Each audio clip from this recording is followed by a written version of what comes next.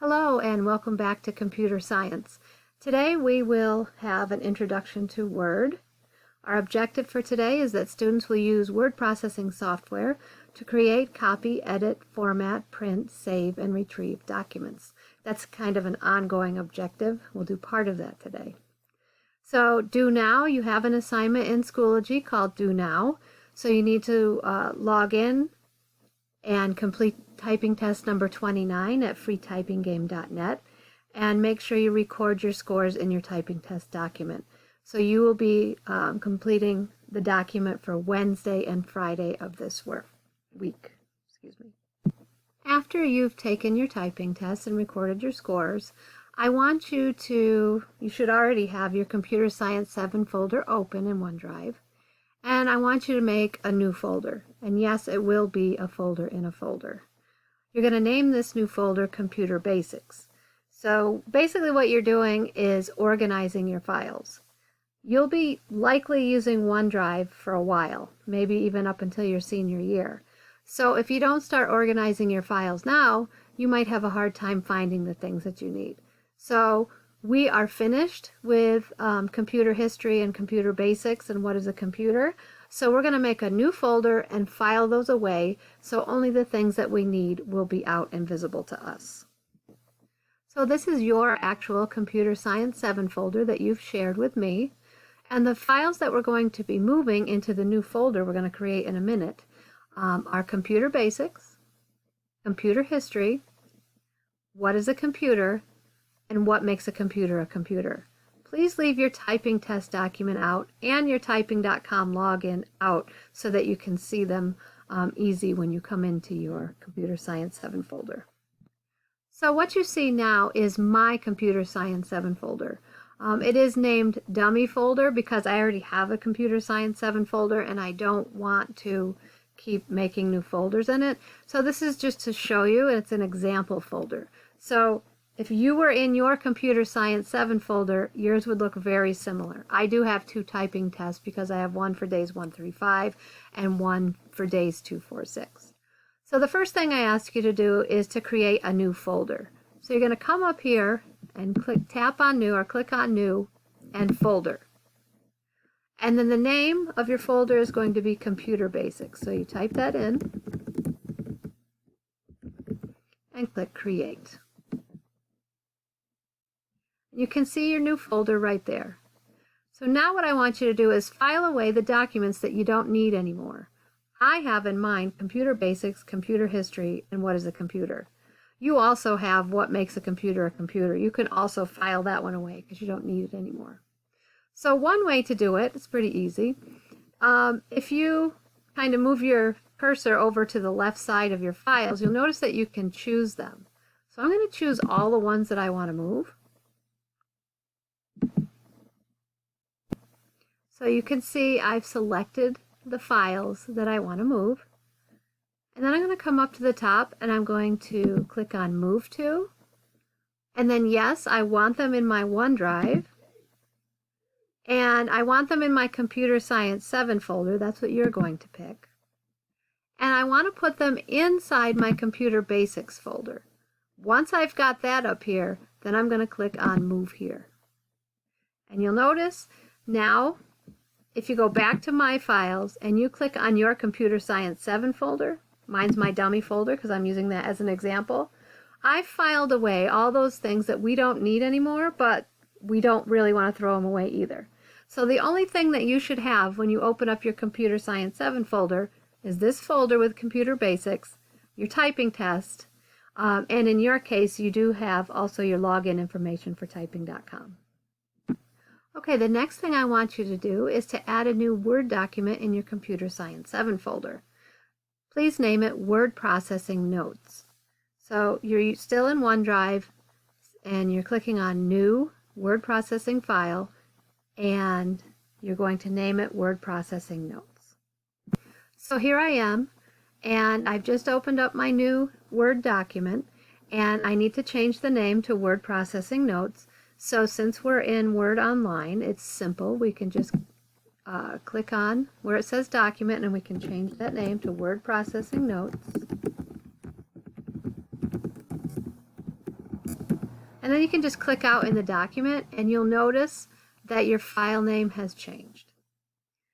At the top of those notes, I want you to write word processing notes.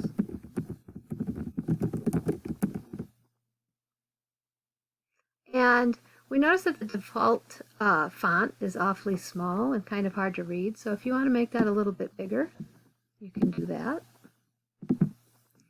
And then go ahead and center it, and you can just click right here on the center. Okay. So I'm going to go ahead and give you some word processing notes. You can simply watch, and once I see that you've created the new document, word processing notes, I will add these notes to your file.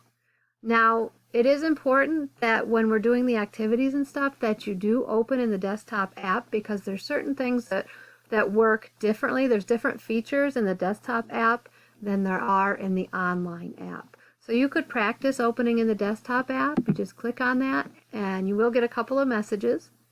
So do you want to open an Office in desktop? Yes, you do. And it gives you a warning that sometimes there's viruses, but we know this is safe, so we can say yes. And you wait just a second and Word will open.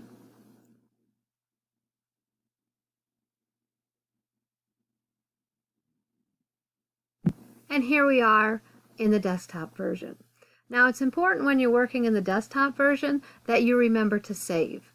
And you can save, it might say autosave up here, so make sure that that's on. You can save by clicking on this little disk right there, or you can say File and Save to save your work. So here we are, you have your document. Your document up here, it should say Word Processing Notes, and you should have Word Processing Notes at the top of your document. As I said, if you want to simply watch this presentation, I can add the notes later, but you do have to create the document on your own.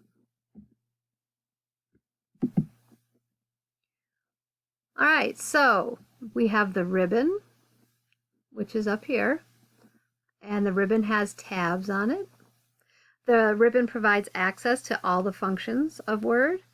It has 11 ribbon tabs, and each tab has a set of related commands. The Quick Access Toolbar, which I just showed you a minute ago, where we can save things, it's usually found on the top left above the tabs on the ribbon. It also allows users to access shortcuts such as Save, like we've already talked about, Undo, and Redo. There could be other things there too. The File tab provides a menu of basic functions such as Save, and I just showed you how to use File and Save. You could hit New if you're going to make a new document, or you could print your document from there. All right, the rulers. In order to display your rulers, you do have to be working in the desktop app. It does not display rulers in the online version. So if you're trying to figure out how to show the rulers and you can't do it, you're probably not in the desktop app. So the rulers are very helpful when we're trying to format a document and we're adding tabs and margins and things like that. So to display the rulers, again, you have to be in the desktop app. Click on the View tab, which is right here, and then click on the ruler. Then click Ruler in the checkbox right here. Then you should be able to see your rulers. And you should try this. Even though I said I would put the notes in there for you, you can pause this video and go ahead, be in that Word document that you just created, make sure you're in the desktop app, and try to view your rulers. So when we're creating a new document, say you're in Word and you want to create something else, you would click on the File tab, and then once you've done that, you'd click New and then Blank Document. So when you do create a new document, Word makes a lot of assumptions. So in other words, things are automatically done for you.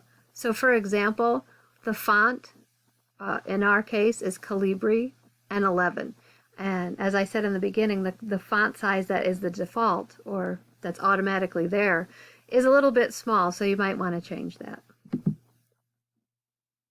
So the font type and size. 1-inch margins are usually default. Sometimes it's 1.25. And the line spacing. These can all be controlled from the ribbon right here. To set your margins, you're going to click on the Layout tab and then click the Margins arrow to show the Margins drop-down menu. So in this case, normal is suggested. Sorry, not suggested, selected, meaning that this is set to have 1-inch margins all the way around. There are some different presets, or you can hit Custom at the bottom and create your own.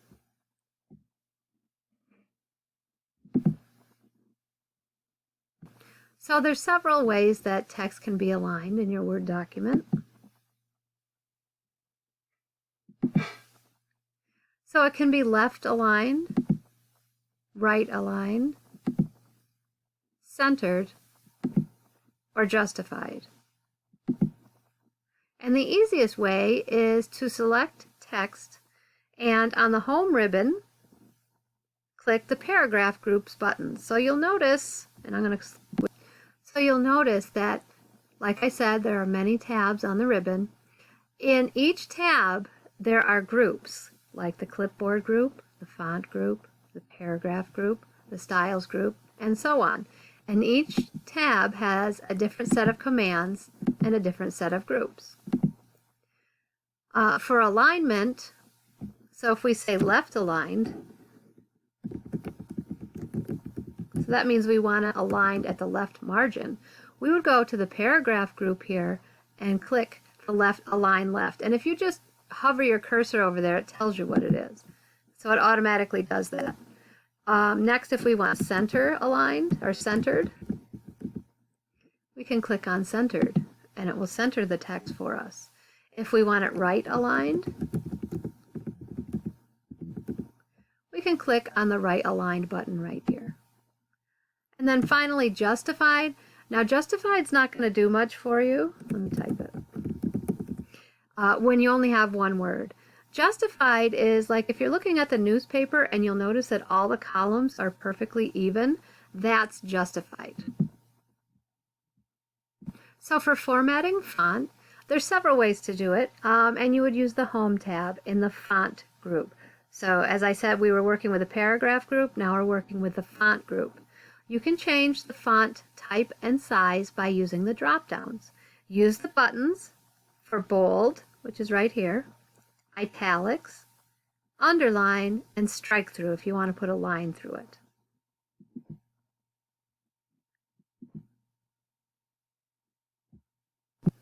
For line spacing, you're going to be in the paragraph group. And once you hit this little tiny dialog box launcher, it looks like a little arrow pointing off to the side, you'll get this paragraph menu. And in here you can see all kinds of things, but the line spacing, it could be single space, double space, multiple space, and the spacing before and after paragraphs, and whether or not you want an extra space between paragraphs. Okay, well that's it for today. Like I said, I want you to just follow along in the video, maybe try out some of the things in your Word document that you just created, your Word notes, and I will go ahead and supply these notes for you. And then next class on Friday, we'll be doing a couple of activities. So I hope you enjoyed our lesson on Word, and if you have any questions, please don't hesitate to email me. Have a great day.